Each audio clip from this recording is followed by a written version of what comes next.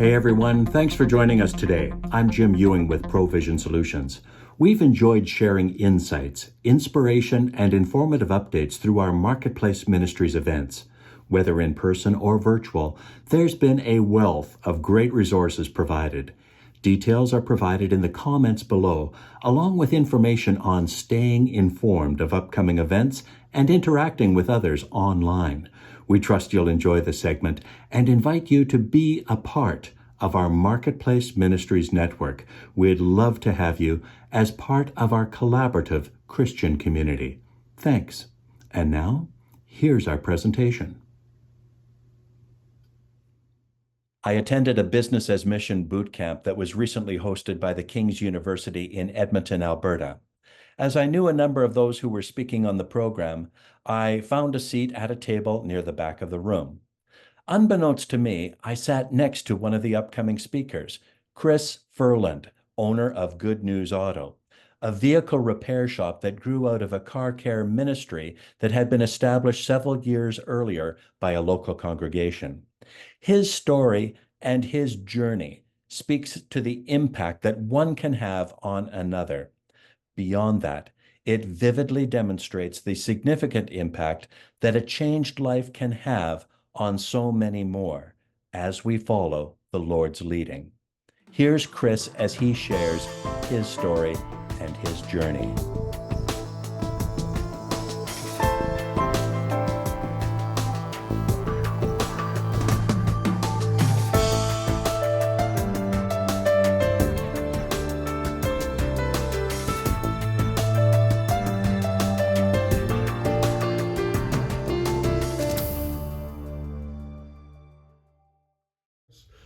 I'm Chris Ferland, and I am 52 years old, and I am also a recovering drug addict and alcoholic of 26 years.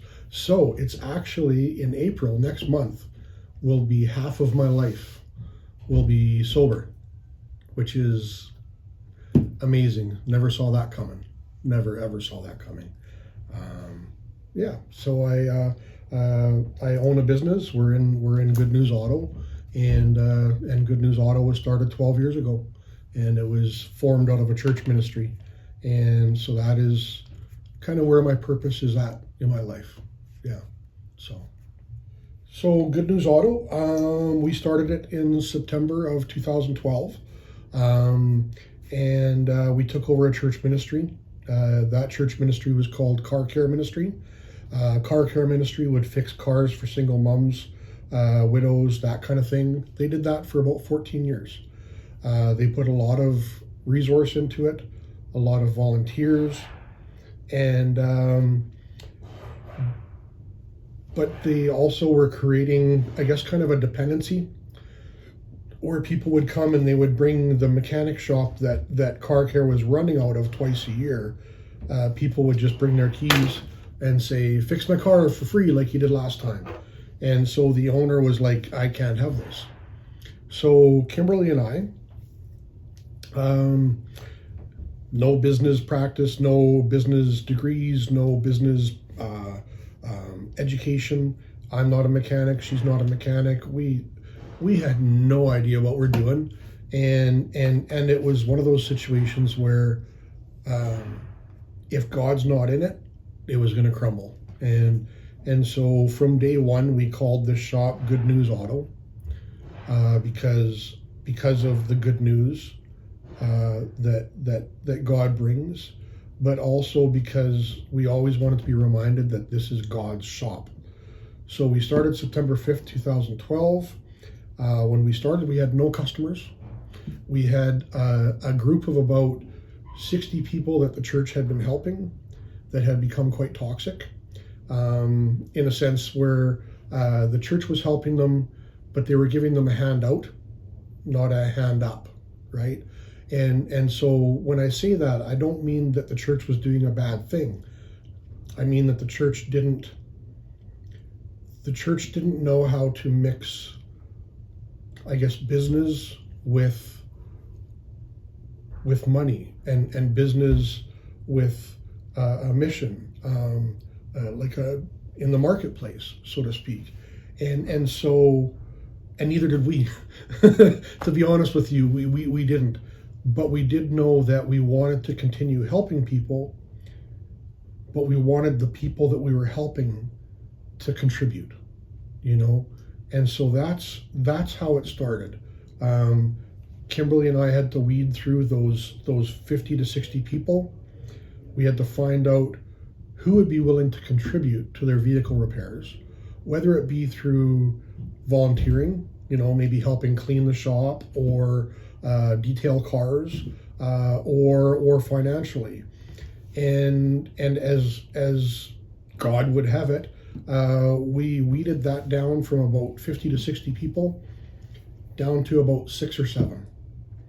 And we had 6 or 7 people that actually were buying into what we were selling, which is, you matter, you are partially responsible for why you're in the position you're in, but we also want to be able to help you, and we want to be able to help you not just by fixing your car, but we want to help you by helping God fix your heart. What is the issue? And so that's what we did. And then from there, Kimberly's job was always the JumpStart side. So we called it JumpStart. We had to be very careful because of Canadian Tire and their JumpStart. And so we actually reached out to the corporation. And we said, this is what we want to do. This is where we're at. This is what it's about. And basically we got everything figured out that way. And so when we did that, we realized, it was in that moment when we're working with our lawyer and stuff, it was then that we realized that we got something pretty special here. We have a business model that helps people, you know, that helps people see Jesus through action instead of through constant talk, right? You know, let me tell you about Jesus. Let me, you know, and then after a while, people shut off. But what we found is with the JumpStart program, we could actually have an in and have an audience to show the love of Jesus without necessarily talking about the love of Jesus. People knew by default what we were talking about, but we weren't thumping them over the head with it, right? So Kimberly's job was to develop a program where we could give people dignity, give people worth, and give people responsibility in being part of their solution. And so she did that. And like I said at the beginning, we had no customers. So we're a retail shop, a mechanic shop, just like other shops, right? We need customers to pay the bills. And if we don't have customers, so I remember the first 2 weeks, I'd set up the shop. I did all the painting, did all that stuff. Had my one-line phone on the desk, and I had a computer and I had a pen, and I was waiting for the phone to ring, and then the phone rang. We didn't even have a mechanic yet, and the phone rang, and it was somebody who wanted to book their vehicle in for repairs. And so I flew by the seat of my pants. I gave them a quote that I pulled it out of the sky, and I was actually Googling a bit while we were talking on the phone, and then they asked, you know, do you have any openings for tomorrow? And I was like, well, no, actually we don't, but I am booking into Wednesday 2 weeks down the road. And they were like, oh wow, you're busy. I says, well, we're finding our pace, and so in doing that, it created an opportunity to have faith, because I needed to find a mechanic. So the other mechanic that his name, I'll call him Sam, That's not his name, but we've since had a division. So the mechanic that was running it out of his shop, the car care ministry, that decided that he wanted it out of his shop because of how it was affecting his business, he was in the process of retiring. And so he said, I'll commit to 2 days a week for the next year, maybe more if you need me, to mentoring you to build this, to making this a viable business. But he said, if I ever see you as direct competition for me, I'm out. And I didn't quite understand what he meant. And so he was the mechanic that I had got, where I could book in that customer that I said 2 weeks down the road.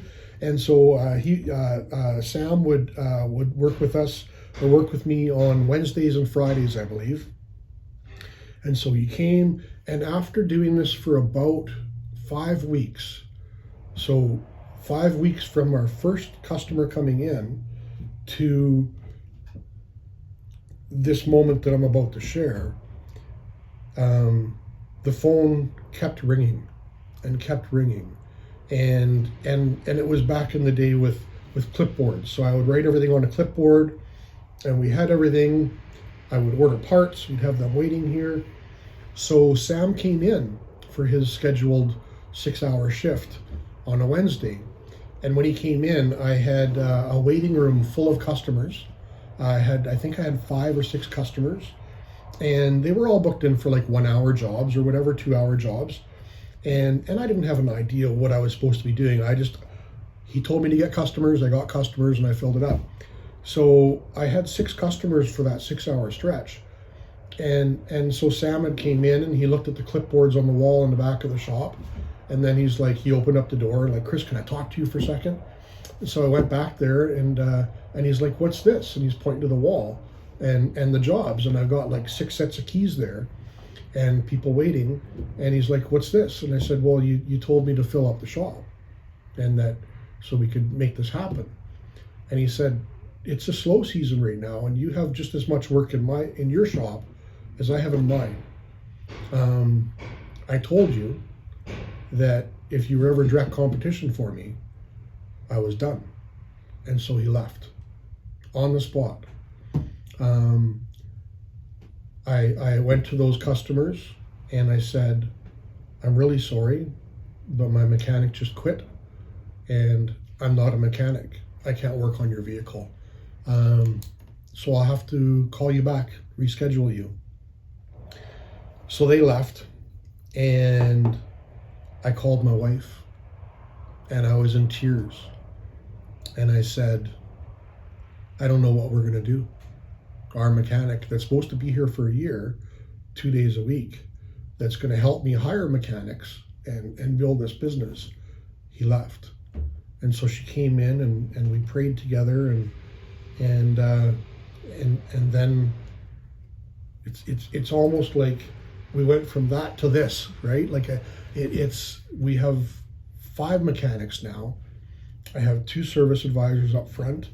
We've gone from a 3,000 square foot shop to an 8,000 square foot shop, and our business is up year over year over year over year. And for me to think of, sitting at the desk, clicking the pen, to being abandoned, to having to start to learn this business, how to grow it, to leaning on God, to growing our JumpStart program, to working with Kimberly and making all of this happen with God being the center of our shop, we've been able to, in partnership with Sherwood Park Alliance Church and some other churches and some other agencies, we've been able to do over $400,000 in repairs for our JumpStart customers. And out of those $400,000 or so in repairs, our JumpStart customers have pitched in to pay for that, right? Whereas before, they didn't. It was, here's my keys, fix my car. And now it's, here's my keys, I want to learn how to budget, I want to learn how to look after my vehicle, and I'm so glad you guys are here so you can show me. So before, what we'd do is we'd have a classroom. We would have usually about 12 to 14 participants. We would bring 7 of their vehicles in, and we would use their vehicles as the workshop platform. And then Kimberly would do the classroom style stuff up front, and our mechanics would volunteer in the back, and we would do the workshop all together. It was 4 times a year, and it was on a Saturday, and it was about 6 hours. So our team would volunteer for 6 hours. We would have Kimberly's parents would bring in dinner for everybody, and we'd have dinner. But the main part of the workshops was to be able to educate people about how to maintain their vehicle, because if we're putting in hundreds or thousands of dollars into a customer's vehicle or a participant's vehicle, and they don't know how to budget, they don't know how to check their tire pressure, check their oil, keep things topped up, and just the basic maintenance of running a vehicle, especially in our harsh climates where we have like a 70-75 degree range. That's huge. And so Good News Auto and JumpStart, that charitable side of what we do as a business,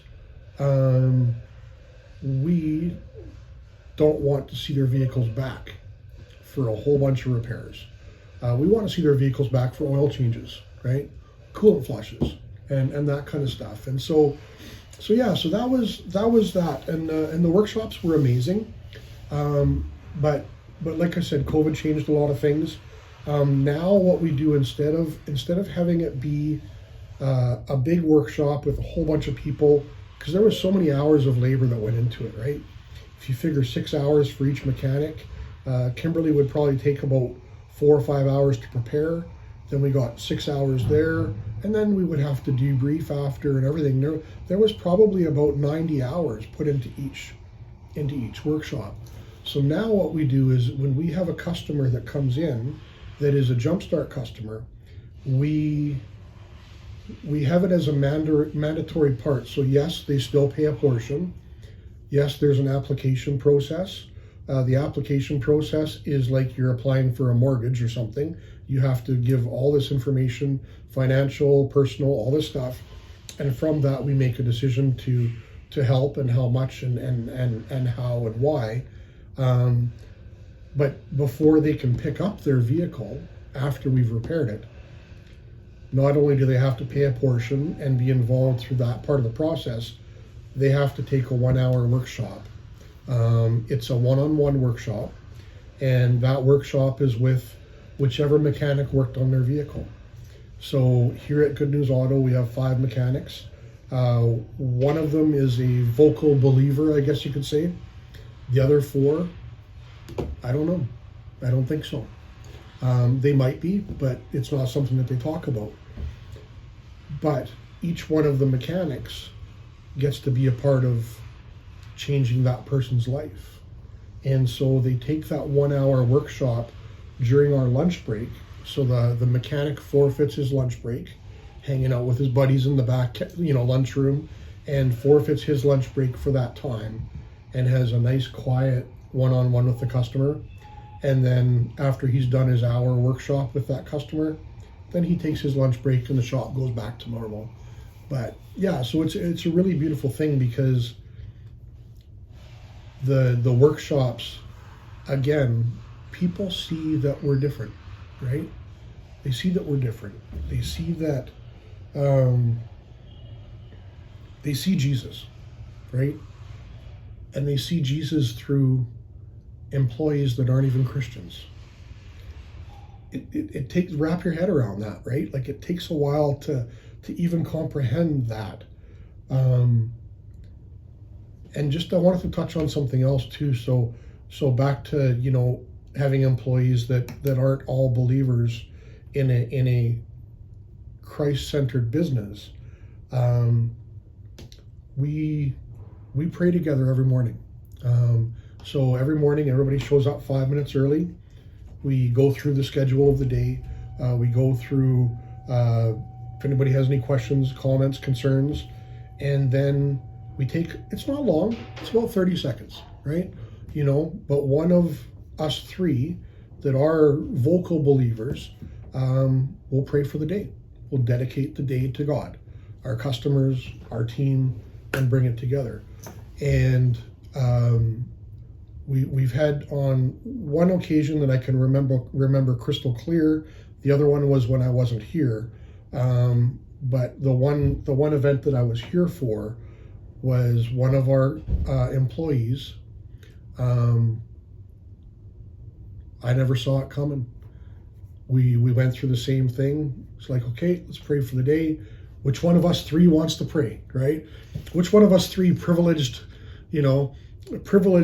white males want to pray?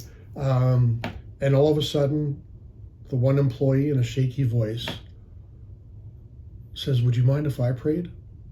And so,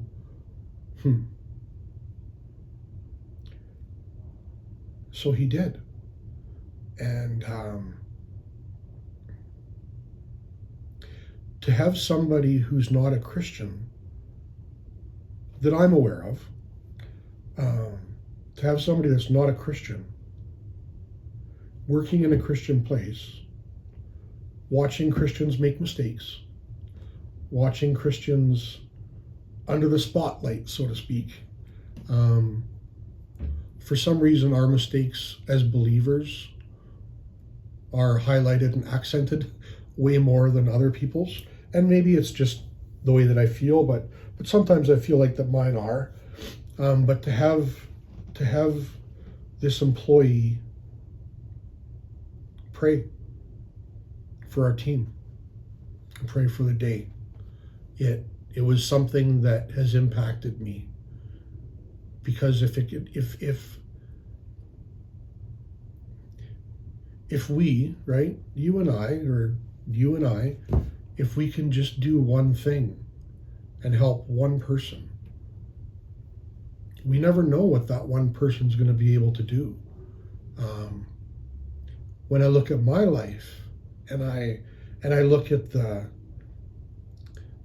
broken child that physical abuse, mental abuse, sexual abuse, drug addiction, all this different stuff that happened. And I look at how, yes, my mom prayed for me, and yes, there was people praying for me, fantastic, but there was somebody who reached out to me when I was 14 years old, and I slept on their couch that night, and his name was Ben, and I knew he was a Christian, but he told me about Jesus, and he didn't tell me about Jesus in a way of, I'm up here and you're down here, so get your ducks in a row so you can be up here with me.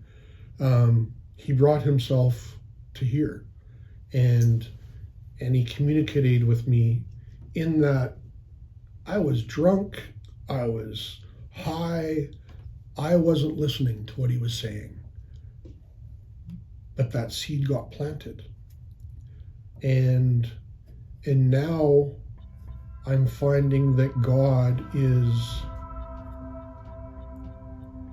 watering that seed so much, and it's overwhelming in a good way.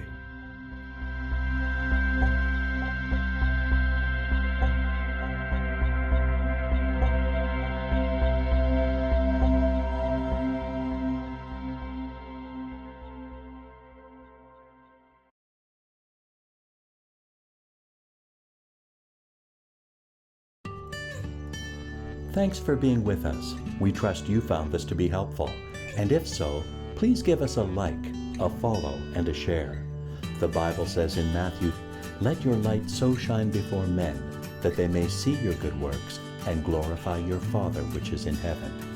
If you're launching or growing a business, a ministry area, or a special project, or if you're involved in helping them as a resource or service provider, we'd love to have you participate with us. Stay informed of upcoming events and items of interest by subscribing to the Marketplace Ministries Update, sent out periodically. May God bless you as you do your best to faithfully represent Jesus Christ in the marketplaces of life.